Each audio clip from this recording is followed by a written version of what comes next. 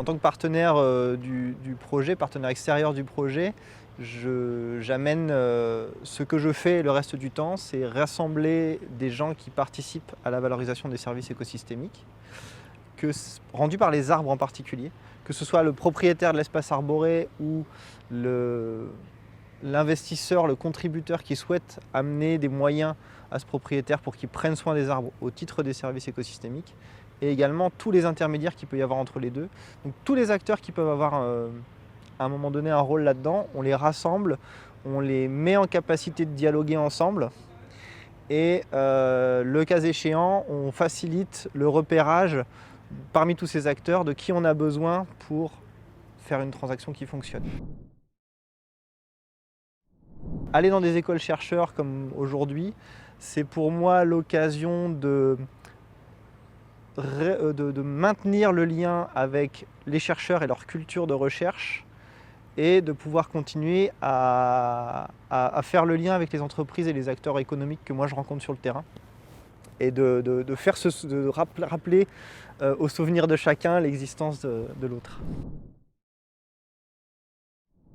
Les services écosystémiques, c'est souvent des choses qui viennent gratuitement et pour lesquelles aujourd'hui, par l'attention mise sur les écosystèmes, on a besoin de moyens pour continuer de les entretenir. Amener des moyens, ça peut mettre dans l'imaginaire des gens marchandisation, profit, des choses qui font peur aux gens. Et donc dire non, regardez, on va mettre des moyens pour faire ça.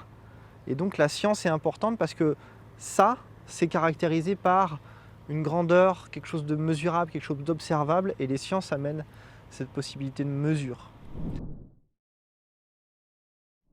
Ce que je perçois dans les discussions qui ont lieu en ce moment ces derniers jours à l'école chercheur, c'est que le chercheur est tenté ou se sent parfois obligé de se mettre dans une posture de guide, dans une posture d'éclairage. Et moi, ce que je vais plutôt chercher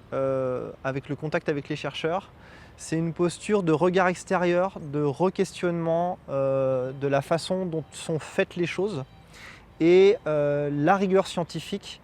permet d'amener un regard cadrant sur nos pratiques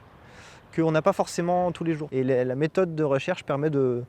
ranger et de savoir documenter pourquoi et comment les choses ont marché.